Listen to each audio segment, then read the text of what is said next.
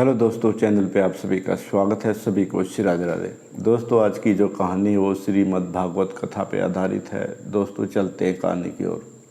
दोस्तों, एक आत्मदेव नाम के ब्राह्मण थे। बहुत पुरानी बात है ये।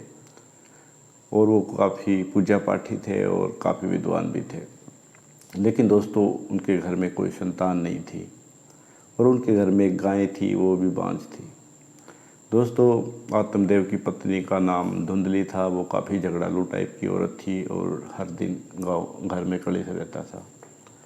तो दोस्तों, इससे आत्मदेव काफ़ी दुखी रहते थे। और एक दिन आत्मदेव ने सोचा भी ना तो गाय को बछड़ा हो रहा है, गाय बांझ है, ना ही कोई पुत्र हुआ, और जो ये औरत है ये भी काफ़ी दुष्ट प्रवृत्ति की है, हर दिन घर में झगड़ा रहता है। तो इससे आत्मदेव काफ़ी दुखी होते हैं और सोचते हैं वैसी ज़िंदगी से तो मर जाना अच्छा है। दोस्तों, आत्मदेव आत्महत्या के इरादे से अपने घर से चले जाते हैं। उसके गांव के बाहर जहाँ पे वो रहते थे, उनके गांव के समीप एक नदी थी जिसका बहाव काफ़ी तेज था। और आत्मदेव वहाँ पे जाके खुदकुशी करने के इरादे से नदी में कूदने ही वाले थे तो पीछे से आवाज़ आती है, आत्मदेव क्या कर रहे हो? तो आत्मदेव पीछे देखते हैं तो देखते हैं साधु बाबा पीछे खड़े हैं और पूछते हैं, आत्मदेव ये क्या कर रहे हो तुम? आत्मदेव बताता है कि मैं आत्महत्या कर रहा हूँ। तो साधु बाबा बोलते हैं, आत्मदेव तेरे को पता है कि आत्महत्या से बड़ा कोई पाप नहीं है धरती पे। तो आत्मदेव साधु के सामने रोने लगते हैं और बताते हैं कि ना तो कोई संतान है घर में, एक गाय है वो भी बांझ है, और औरत है वो भी दुष्ट प्रवृत्ति की है। तो दोस्तों, साधु बाबा आत्मदेव को बताते हैं तो काफ़ी भाग्यशाली है।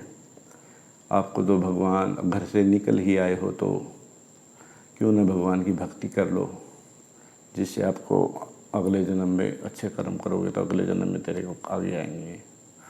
तो आत्मदेव साधु बाबा से बोलते हैं, साधु बाबा क्या आप कोई ऐसा यत्न कर सकते हैं जिससे मेरे को पुत्र हो जाए? तो दोस्तों, काफ़ी समझाया साधु बाबा ने आत्मदेव को, लेकिन आत्मदेव को चस्का था कि औलाद हो, फिर जिससे संतान आगे बढ़े। तो दोस्तों, साधु बाबा के ना समझाने पर भी नहीं माना आत्मदेव, और साधु बाबा कहते हैं चलो मैं इस समस्या का समाधान कर देता हूँ। साधु बाबा आत्मदेव को कहते हैं ये फल ले जा, अपनी औरत को खिला देना। दोस्तों, आत्मदेव अपने घर पे जाते हैं और अपनी पत्नी को वो फल देते हैं। जो धुंधली थी वो काफ़ी दुष्ट प्रवृत्ति की औरत थी और काफ़ी बेवकूफ़ भी थी वो। दोस्तों, उसने सोचा कि ये फल मैं खाऊंगी जिससे मेरे पेट में बच्चा होगा। उसको पता था भाई बच्चा जब गर्भ में आता तो औरत को तकलीफ़ होती है, सबसे ज़्यादा तकलीफ़ उस समय होती है जब बच्चा पैदा होता है। दोस्तों, ये बात वो सोच ही रही थी, तभी उनको दूर से एक औरत आती हुई दिखाई दी, जिसके 3-4 बच्चे आगे थे, 3-4 पीछे थे, और एक गोदी में ले रखा था और एक उसके पेट में भी था। दोस्तों, दूर से देखती है वो, उस औरत को कहती है इसके तो काफ़ी बच्चे हैं, ये तो खुश नहीं दिखाई दे रही। जब वो नज़दीक आती है तो वो उसकी बहन ही निकलती है। दोस्तों, धुंधली अपनी बहन से बात करती है। वो जब घर आ जाती है और ऐसे सारी बातें बताती है। दोस्तों, वो फल देख के बच्चे कहते हैं कि मम्मी हमको फल खाना है। तो वो फल तो ऐसा था नहीं कि बच्चों को दिया जा सके। दोस्तों, सारी बातें हो जाती हैं दोनों बहनों के बीच में। तो धुंधली की बहन उनको बताती है कि मेरे गर्भ में बच्चा है, वो मैं तेरे को दे दूँगी, और ये जो फल है ये तुम गाय को खिला दो। दोस्तों, वो फल जो गाय को खिला देती है, और कुछ दिन पश्चात उसकी बहन को जो संतान होते हैं, वो लड़का होता है। वो लड़का चोरी चुपके से, ऐसे ही लगा लो वैसे, वो उसके पास ले आती है वो, और गाय को एक बछड़ा हो जाता है। वो बछड़ा ही नहीं, उसका पूरा शरीर इंसान का था, लेकिन जो कान थे वो गाय के थे। दोस्तों, इससे उसका नाम गोकर्ण रखा गया।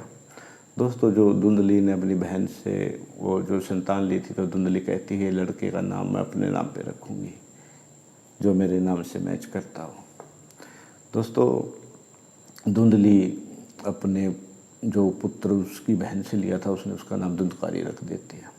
दोस्तों धुंधकारी शुरू से ही काफ़ी फाइटर बच्चा था, निकम्मा था, जिससे वो बच्चों को पीट के आता था रोज़ाना।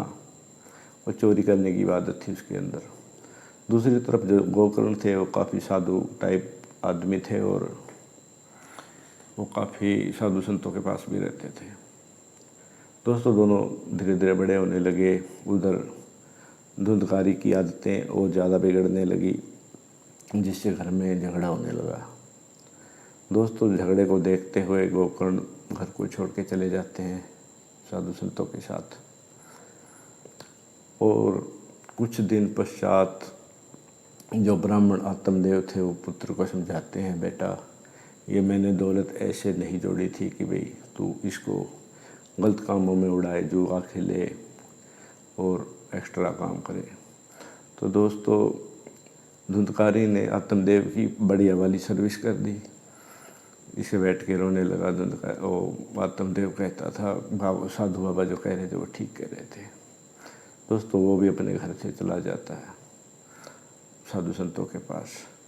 उनके घर में रहेगी केवल उनकी माँ धुंधली। दोस्तों कोई टोकने वाला नहीं था, भाई चला गया, बाप चला गया, अब रहेगी धुंधली। तो धुंधली उनको समझाती है। कुछ दिन पश्चात जब जो पंडित ने पैसा जोड़ रखा था वो धीरे धीरे सारा समाप्ति की ओर था, जिससे धुंधली उनको समझाती है, बेटा ऐसे मत उड़ा इस पैसे को, तेरे बाप ने काफ़ी मेहनत से जोड़ा था। तो दोस्तों धुंधकारी अपनी माँ की बढ़िया सर्विस कर देता है, जिससे धुंधली मृत्यु को प्राप्त हो जाती है। तो दोस्तों अब टोकने वाला कोई रहा नहीं धुंधकारी को। तो दोस्तों वो और काम तो करता ही था, 2-4 वेश्या और अपने साथ घर में ले आया। तो दोस्तों काफ़ी पैसा उड़ाने लगा। धीरे धीरे वो पैसा ख़त्म हो गया। पैसा ख़त्म होता देख धुंधकारी चोरी करने लगा। चोरी करते करते धुंधकारी ने एक दिन राजा के यहाँ चोरी कर ली। राजा के यहाँ चोरी कर ली तो वेश्याओं को पता चला कि राजा के यहाँ चोरी कर ली इसने। अगर ये पकड़ा जाएगा तो हम भी पकड़े जाएंगे, राजा हमें भी दंड देगा। तो दोस्तों उन वेश्याओं ने रात को प्लान बनाया, क्यों ना इस धुंधकारी को रास्ते से हटा दिया जाए और जितनी दौलत बची इसको साथ ले जाएंगे। दोस्तों रात को उन वेश्याओं ने धुंधकारी को मौत के घाट उतार दिया और उसके आंगन में एक कुआं था, कुएं में डाल दिया। तो दोस्तों वेश्याएं भाग गई सारा पैसा लेके। दोस्तों जो गोकर्ण थे उनको ये बात पता चलती कि वह तेरे भाई की ऐसे ऐसे मौत हो गई। तो गोकर्ण गया में उनके नाम का श्राद्ध कराते हैं।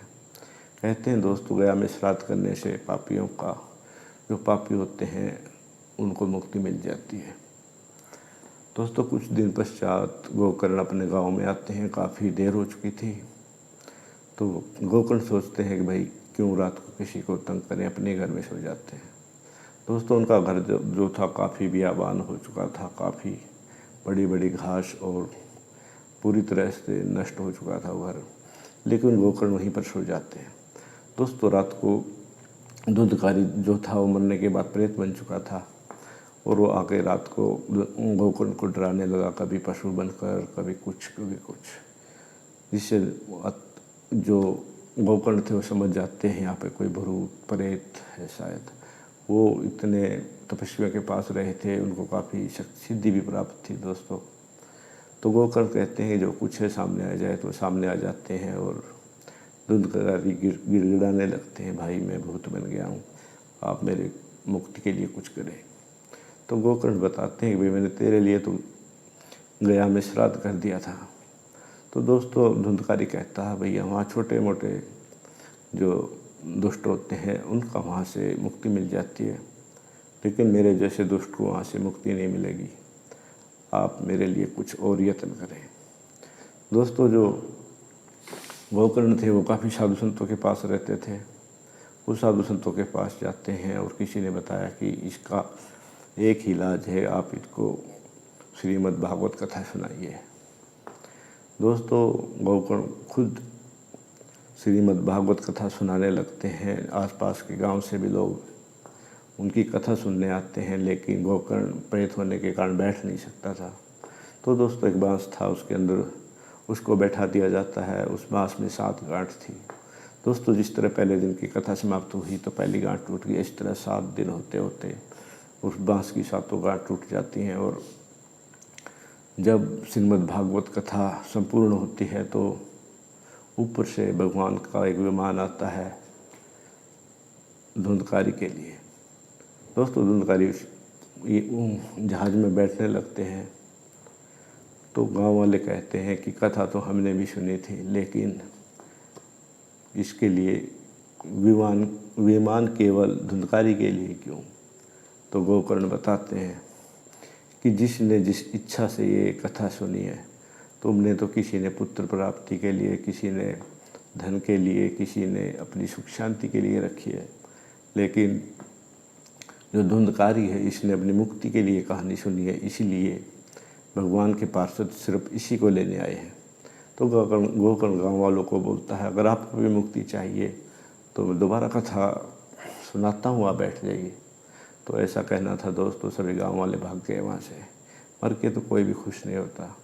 तो दोस्तों ये कहानी थी श्रीमद् भागवत कथा पे आधारित।